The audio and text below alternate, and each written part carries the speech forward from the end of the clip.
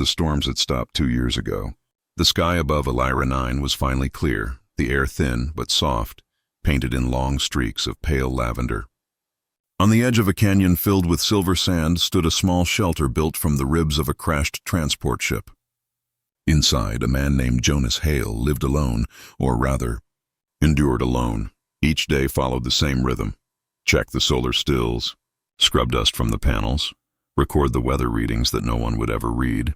He talked to the wind sometimes. It was the only thing that still answered back. He hadn't seen another living soul in over 800 cycles. The colony network had gone silent after the wars. First the machines rebelled, then the alliances fell apart. Jonas had once been a communications officer, listening to a galaxy full of voices. Now he listened to static. That night, as he cooked his ration meal by the flickering glow of a plasma lamp, the horizon pulsed. A flare, blue, distant, deliberate. He froze. No natural phenomenon produced that color. Someone was out there. He waited through the night, staring toward the canyon.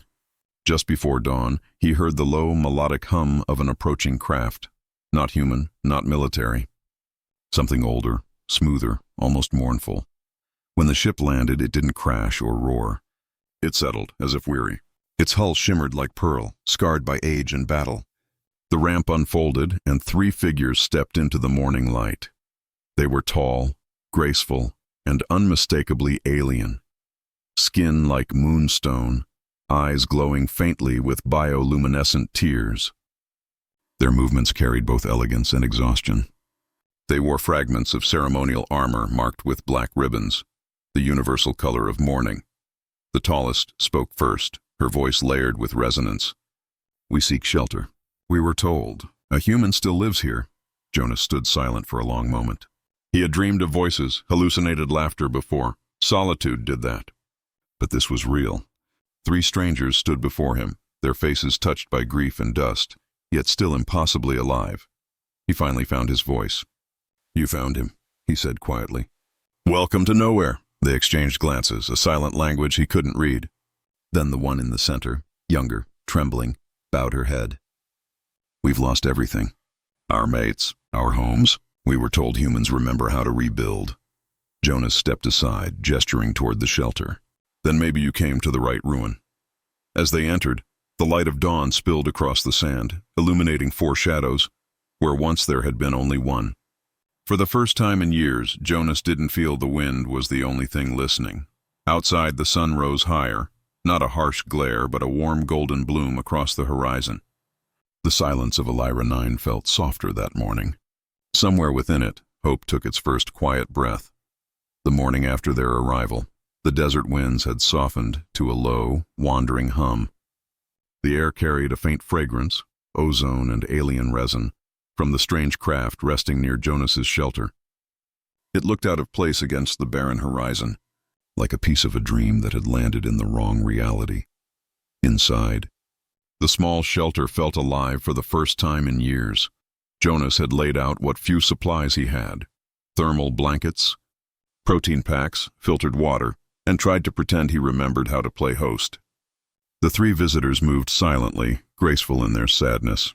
The eldest of them, Sarah, he would later learn, examined the heater's flickering coil, curious but respectful. The second, Vena, busied herself checking their translator nodes.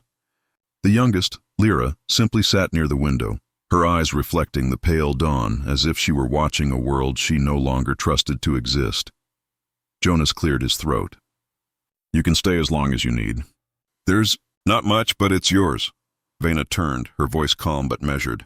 "Your kind offers warmth too easily. We are told that humans burn for it." He almost smiled. "The first in months."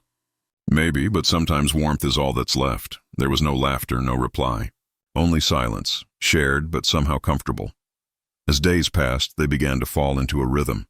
Syra helped repair the shelter's failing oxygen lines, her hands deft and deliberate.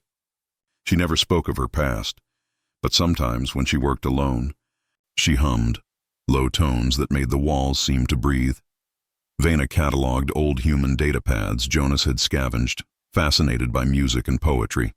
Once, she asked him to read a line aloud.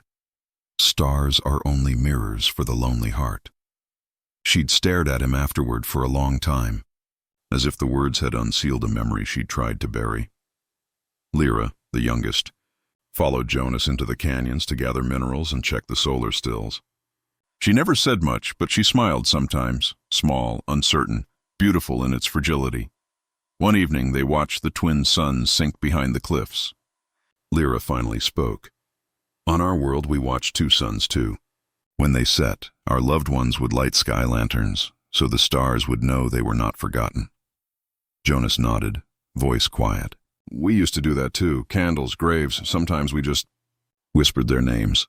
Lyra looked at him, truly looked. You still whisper? Every night, he said softly. It's how I remember I'm not gone yet. For a long time, neither spoke. The desert wind brushed over them, carrying the scent of dust and fading light. And in that silence, something fragile began to root itself. Not love yet, not even trust, but the faint shimmer of belonging. That night, Jonas awoke to find the stars clearer than ever before. He stepped outside and saw the three alien women standing together, their palms raised toward the sky. Between them glowed three floating orbs, small, blue, trembling lights. Lanterns, Sarah said without turning. For those we lost. For the human who remembers how to whisper. Jonas's throat tightened. He wanted to speak to thank them, but his voice failed him. So instead he stood beside them, four souls from broken worlds, sharing one quiet grief beneath an endless sky. The lanterns drifted higher until they became indistinguishable from the stars themselves. And for the first time since the wars ended, Jonas didn't wish for silence to end. He wished it would stay, this gentle, shared peace, just a little longer. Weeks passed, and the desert began to change. It wasn't much at first, a hint of green near the water collectors, a few stubborn roots pushing through the gray dust. But to Jonas, it looked like hope-wearing soil.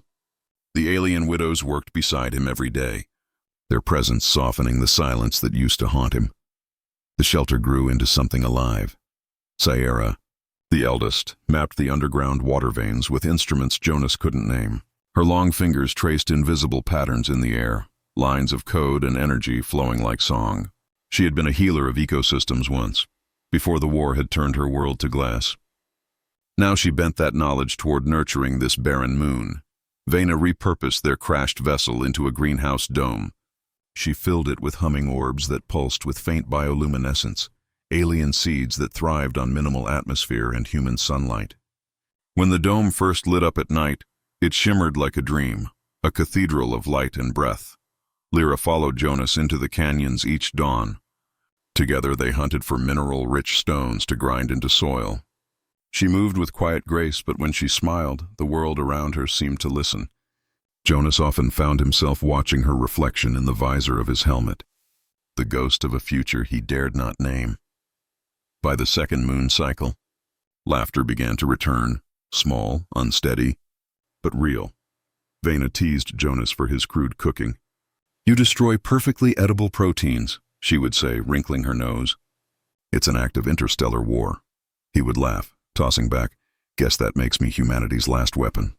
Sierra, ever serene, watched them from the edge of the campfire. Maybe, she murmured, laughter is the last weapon. And in that moment, beneath the twin suns, it didn't feel like the end of anything. It felt like the beginning. One evening, Lyra showed him something new. She pressed a small crystal into his hand, warm, faintly pulsing.